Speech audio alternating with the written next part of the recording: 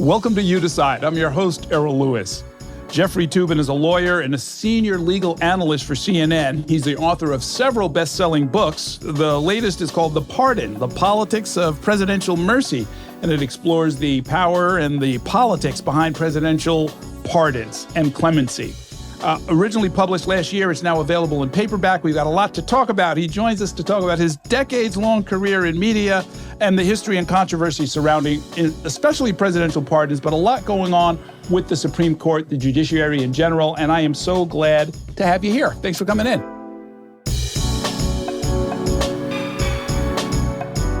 Errol, can't you say years long as opposed to decades long? Well, I'm sorry, my friend. That's we have history. I know. At least you didn't say dozens of years. Well, okay. You know, in fact, let's just get this out of here. I want to tell my audience that once upon a time, as a teenager at the Harvard Crimson, I go into the college newspaper. I want to write for the paper.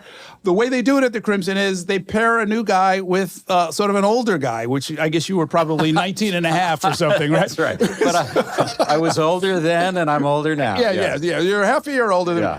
So you sort of helped me produce my first op-ed, which is available online, by the way. It's called Guns, Butter, and Boston. And it was about why we're spending too much on wartime industries and not enough on helping the city of Boston. Anyway, and friends ever since. Absolutely. No, it's we were talking before we went on the air about how, Errol, you teach now at CUNY and what a pleasure it is to see your students grow up. You were very much not my student. You were a peer of mine, but just the fact that we started so long in journalism together, it makes me happy. It makes me happy as well. So now we took different paths coming out of school. Right. You went and actually became a prosecutor briefly. I did, right? Here in Brooklyn. Yeah. And that was in the Eastern District in the federal Eastern court, District right? of New York, absolutely. Yeah. Very proud association of mine. And very quickly turned that into writing books, writing articles, and being a legal scholar of one kind or another. So here we are.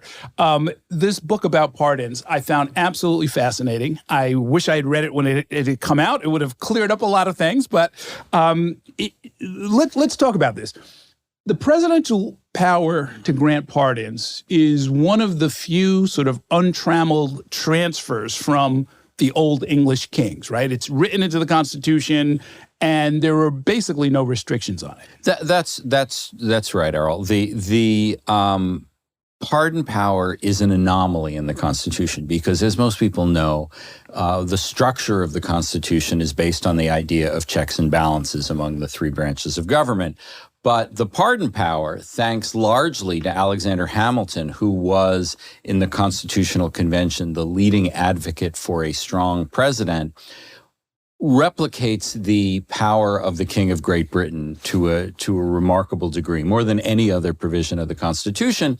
And that's why it has been so controversial throughout history, because presidents have been able to do it, to exercise it without any check. The Congress can't overrule them. The courts can't stop them. It is solely the president's power. Well, now, what Hamilton is saying, it's based on the idea that it's a remedy for injustice, right? He has this notable phrase that it would be too sanguinary, too bloodthirsty. But actually, he has two reasons, which is quite interesting. The first is the one you mentioned, is simply the idea that was true then and it's true now. Sometimes the criminal justice system can be too tough on people. But the other reason, which is, I think, more surprising, is that he said it could be a political tool for the president to ameliorate controversies. And almost immediately that turned out to be the case. George Washington becomes president. He confronts a political and military rebellion way out west, which means Pennsylvania. In those days, it was called the Whiskey Rebellion, and it was put down.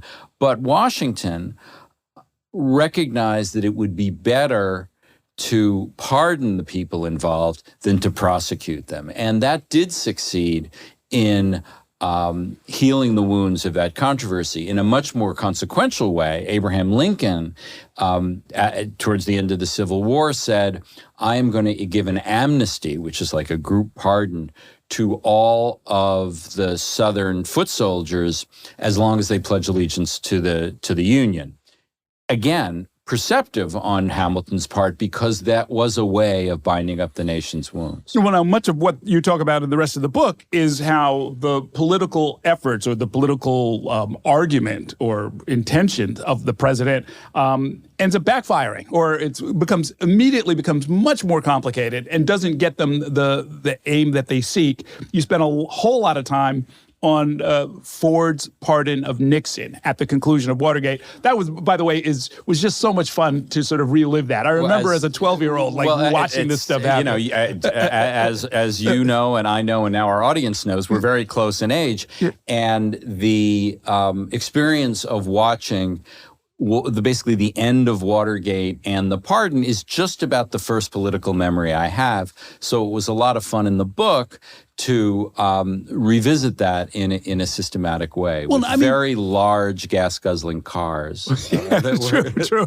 Yeah. I mean, big fins on the back. Right. One of the things that Nixon does, and as I recall, it actually ended up making its way into the articles of impeachment against him, is he's dangling pardons, right? Almost from the very beginning, he's offering his co-conspirators the idea that, or at least it's in the Not ether. quite. In fact, I mean, this is why, the contrast between Nixon and Trump becomes so interesting, is that Nixon and John Dean on the White House tapes discuss whether they could discuss pardons, and both Nixon and Dean agree, no, that would seem too transparent, an attempt to influence the investigations, so they didn't do it.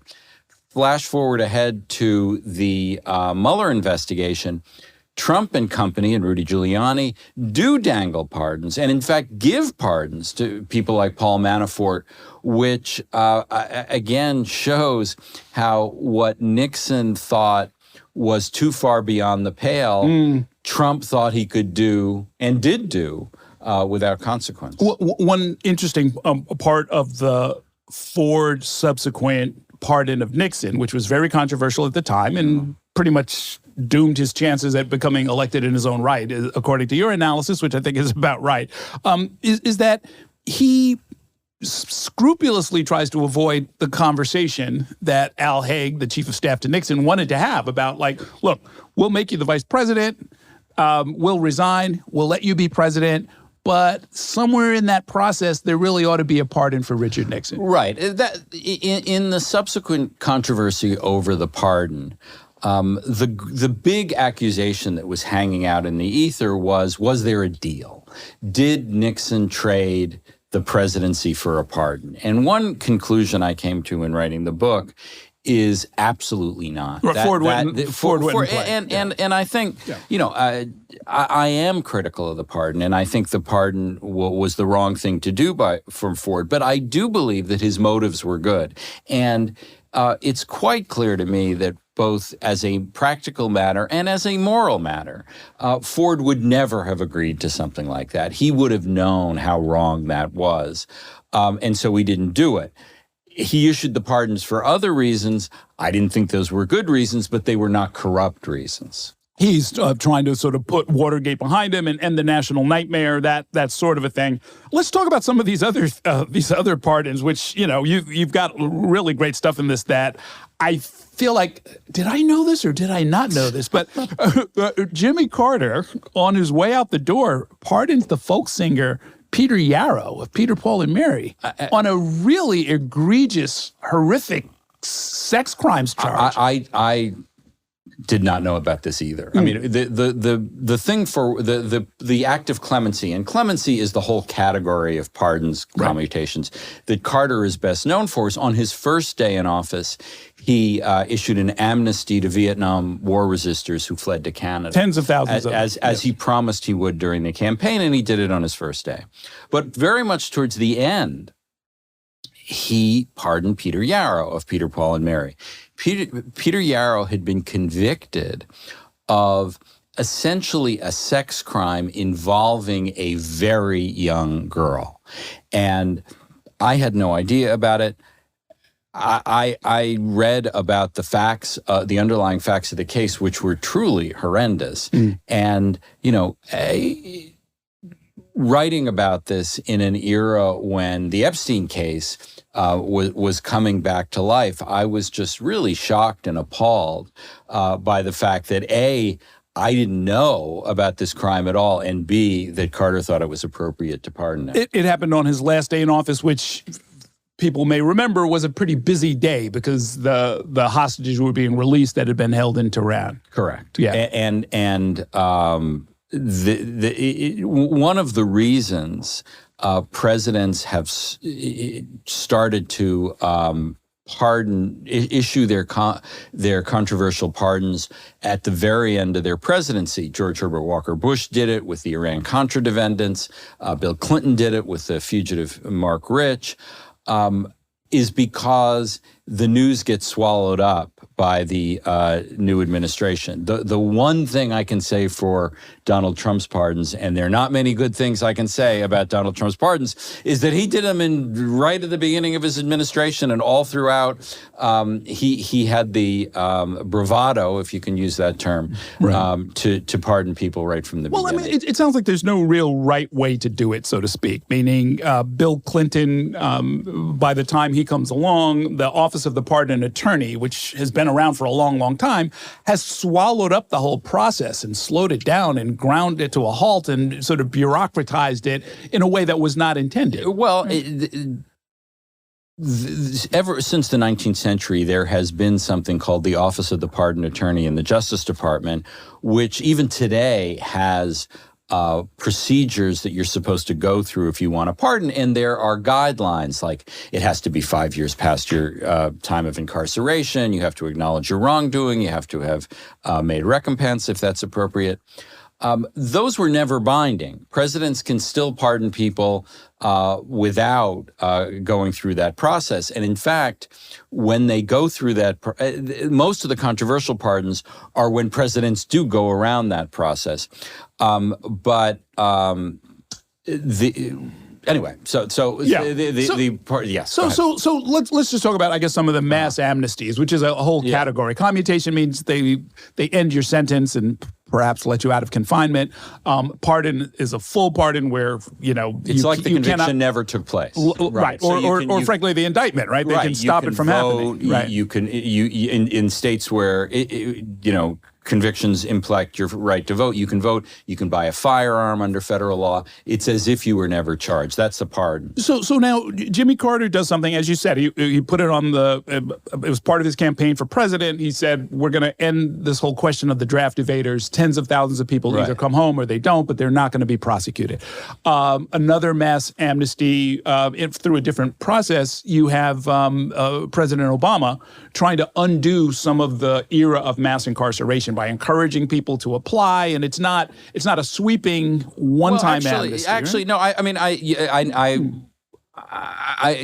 of the things that surprised me in the years since I've written this book is that people think I'm against all pardons because I write about all these bad pardons in the book.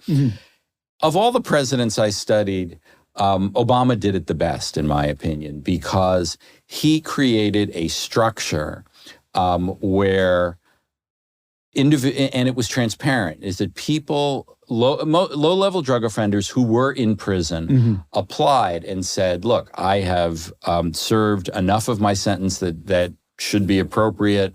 I have cleaned up my act. And he granted mostly commutations, not pardons, but he did it in an organized, orderly way. And I think out of all of the pardon processes that I saw, what Obama did was the best.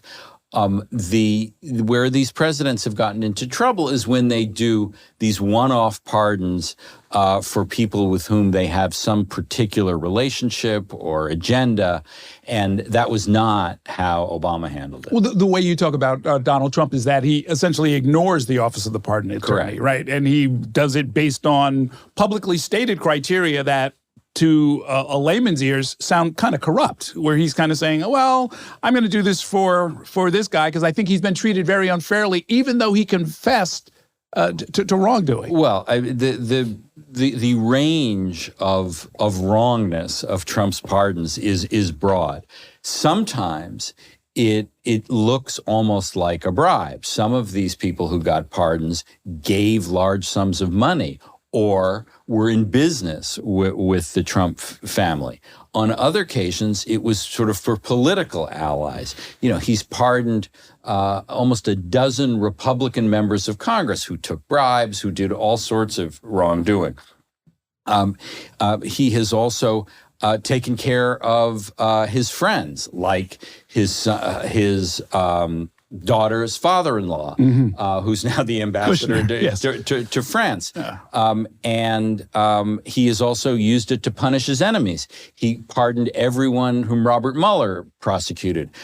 He is, as all your listeners know, an extremely transactional person. He does things because it's in his interest, and he sees the clemency power, which includes pardons and commutations, as a transactional power to be used. And to be fair, you point out that either through his Second Chance Act or some of his other activities, he actually did spring a lot of people, or made it possible for a lot of people who had been victims of mass incarceration to finally get freedom. This is one of the tremendous ironies of the Trump years, is that there is a law that he passed, largely thanks to the inspiration of Kim Kardashian, of all people, called the First Step Act that he signed in his first term, that allowed people who had been serving very long sentences to go back to their sentencing judges and seek reductions.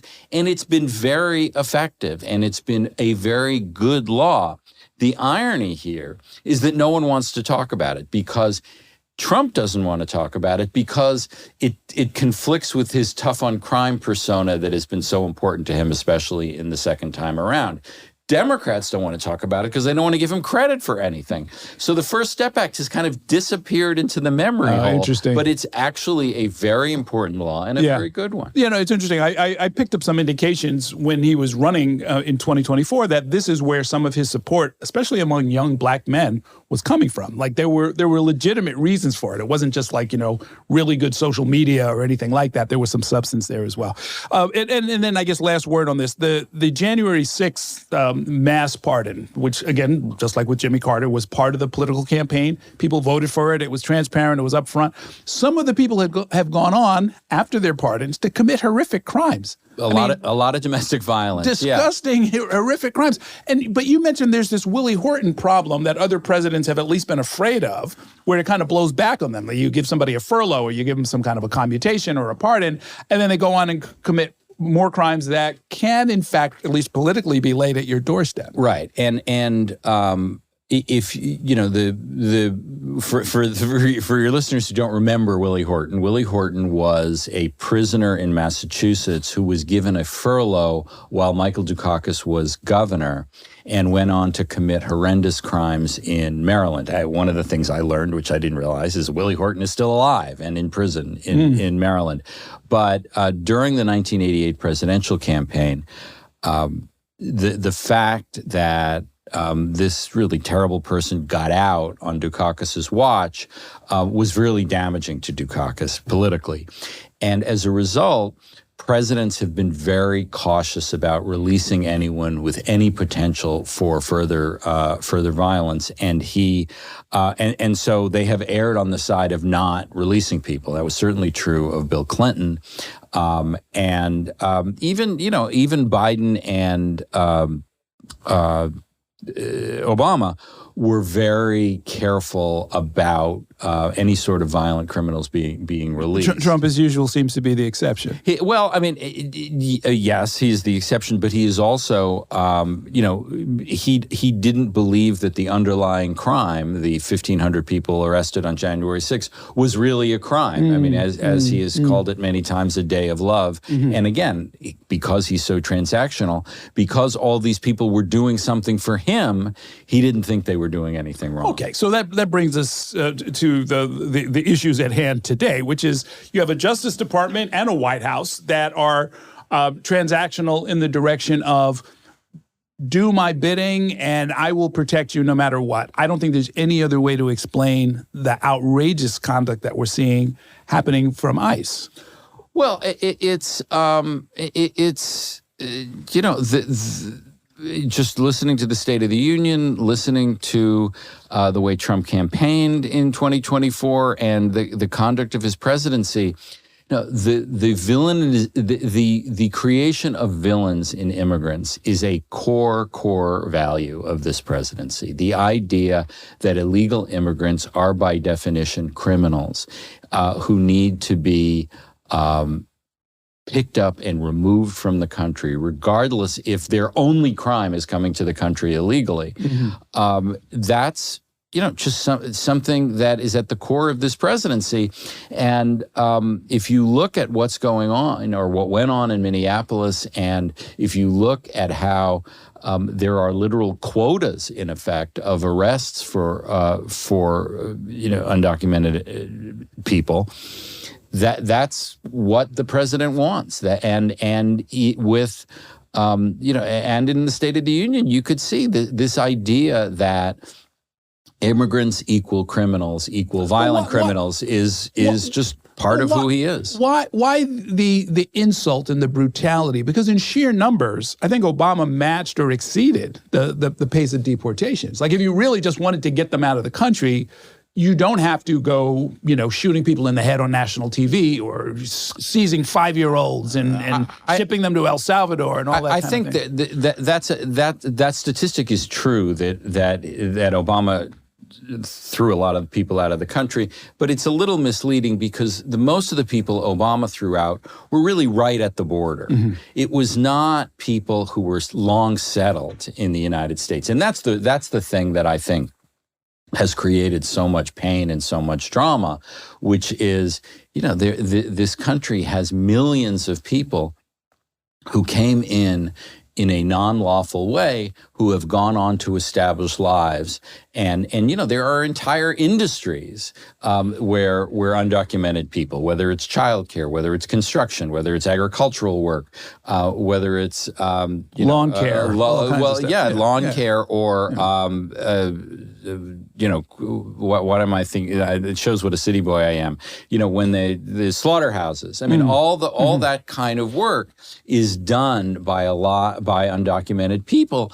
But the idea that they all have to be thrown out of the country is very much a Trump innovation. And that's what's created so much heartbreak, because they are people who are very rooted here, many of whom have children who are American citizens. That is one path, and that's going to almost certainly be a big issue in the midterm elections.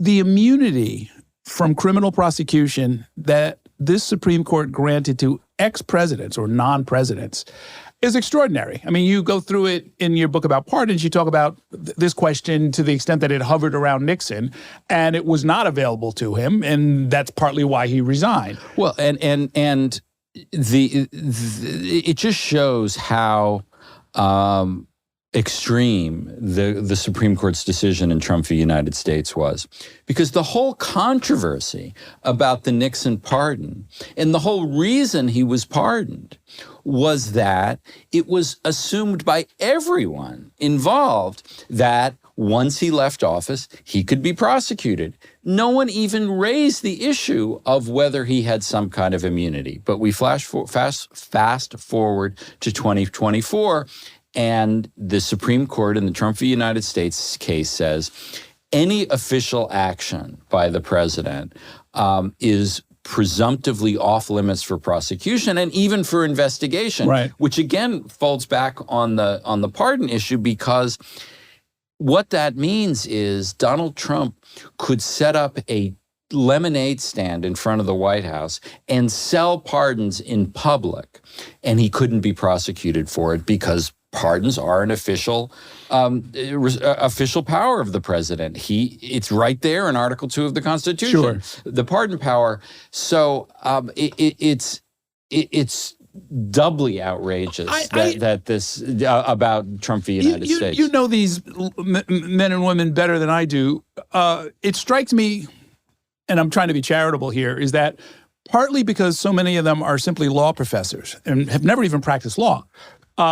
Certainly don't know anything about politics, the way it's actually practiced down on the ground level, that they create these areas of jurisprudence, especially around public corruption, where they're just assuming as if it was a textbook exercise. Well, if you don't know for sure, if you don't have the videotape of the guy saying this for that, and I'll take the bribe and then I'll give you the favor, and they don't seem to understand how this thing really works. And when they say something like, oh, it's in the course of his official power, so we have to leave him alone, that is shocking. It is shocking, and I don't think. I mean, how else? I don't think it's because they're law. How else would he do it? Well, I don't think it's because they're law professors. I think it's because they are very worried about the Republican majority now. If you look at the backgrounds, particularly of John Roberts, who worked in the Reagan White House. If you look at Brett Kavanaugh, who worked in the Bush, in the first Bush White House.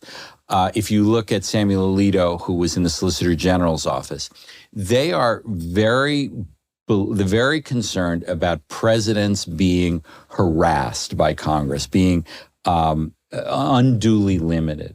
So I think that explains their, frankly, fixation on the idea that presidents should not be under risk of prosecution because we've interfered with presidents enough. When in fact, if you look at how things have evolved, presidents have become far more powerful and Congress less. But that's not how they see it. Well, but how I mean, in addition to, say, winning the day on any given case or slice of jurisprudence, do they have a realistic, in your point of view, sense of what they are doing to the country? I mean, they have opened the door to some really, really bad stuff. Well, but what they and I'm certain about that Roberts feels this way is that they are worried about the criminalization of everything. They are worried that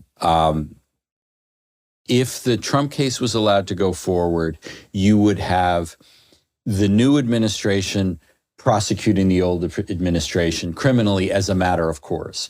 And he thought that was a real risk. And he used this case as to forestall it. Now, what I think is that you had such extreme examples of criminality in the first Trump administration, both in terms of the effort to overturn the election on January 6th and with the classified documents in Mar-a-Lago, that it was appropriate to bring criminal charges in those cases. But Roberts saw it as a criminalization of politics, sometimes called lawfare, as opposed like warfare.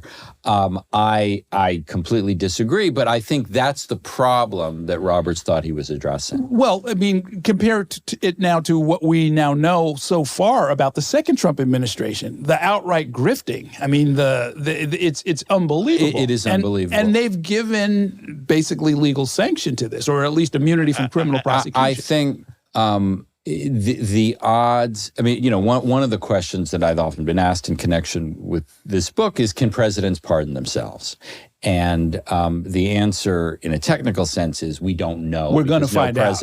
Well, actually, you know what? I don't even know that we're going to find out because of Trump v. United States, the Supreme Court has basically made it impossible to prosecute a former president. So Trump won't need to pardon himself. I do believe that on his way out the door 3 years from now, he is going to pardon basically anyone in his administration, including lots of ICE workers, for anything they may have done. So that's just something to keep an eye on and think about as we proceed through these next 3 years, because I think Trump is not going to allow anyone in his administration to be prosecuted by the administration that comes next. Do you think that will become an issue in the midterm elections? I don't. I mean, I think, one of the issues with the Trump presidency is that scandals have come so thick and fast that they sort of are treated as a blur by most people. We are now heading into the midterm elections. I think the economy is obviously going to be the main issue, as it always is. Immigration, with what happened in Minneapolis and around the country with ICE.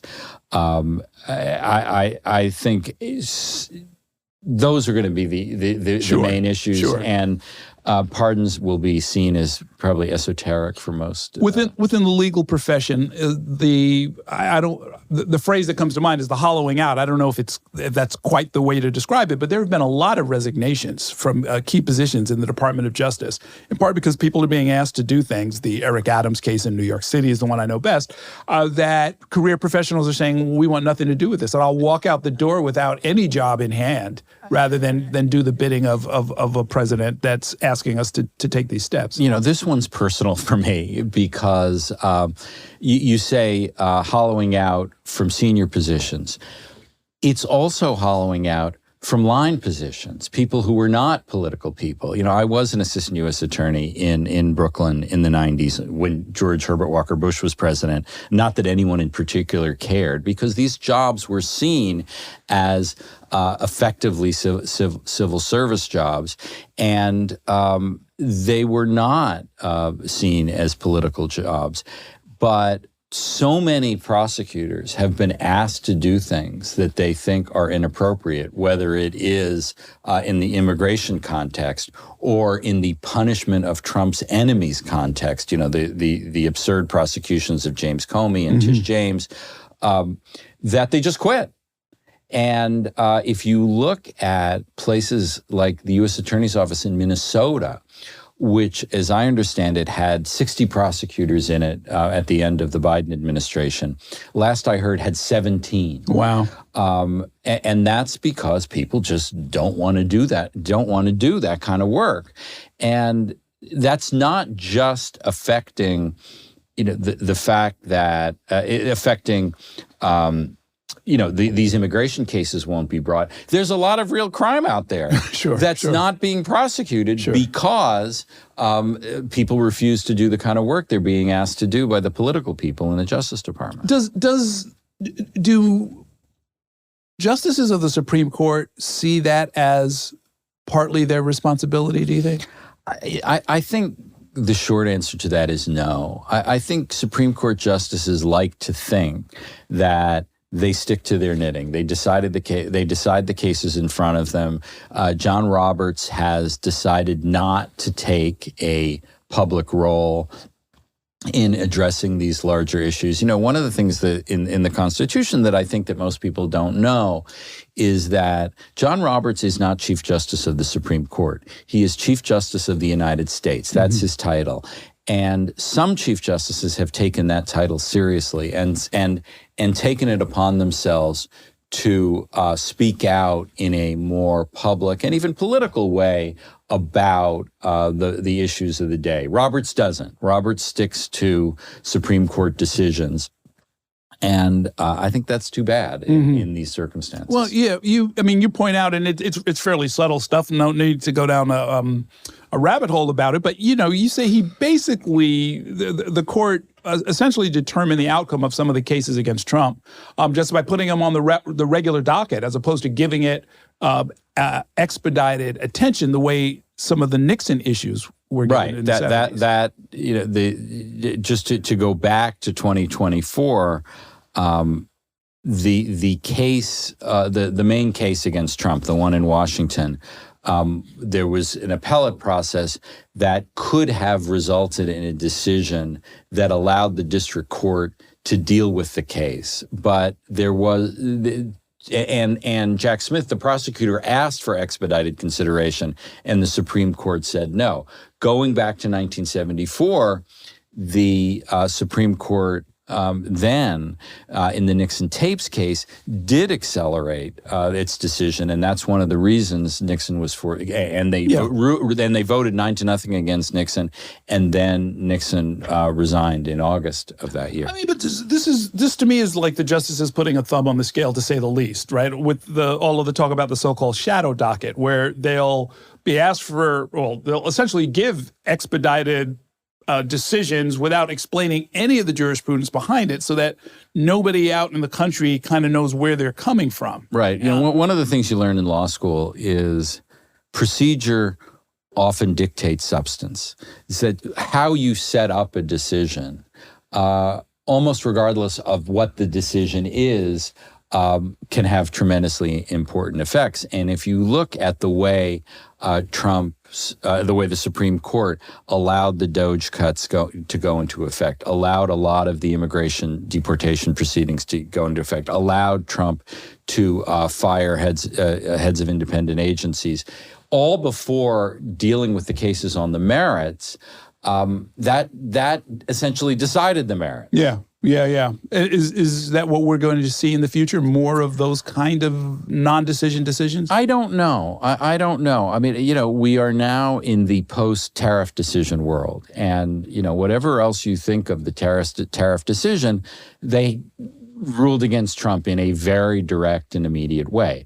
They are also shortly going to consider the issue of birthright citizenship, where I think they are also going to decide things adverse to Trump. However, they are also going to decide a case called Louisiana versus Calais, which may essentially end the Voting Rights Act and allow the states in the South to redistrict all the black congressmen out of their offices, even in time for 2026 election. So we're seeing somewhat contradictory signals from the Supreme Court, but people should keep an eye on that Calais case. Okay, we sure will.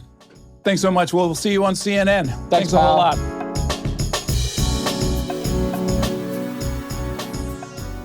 If you want to keep up with what's happening in New York politics and hear more conversations with the people shaping the future of New York and beyond, subscribe to our channel.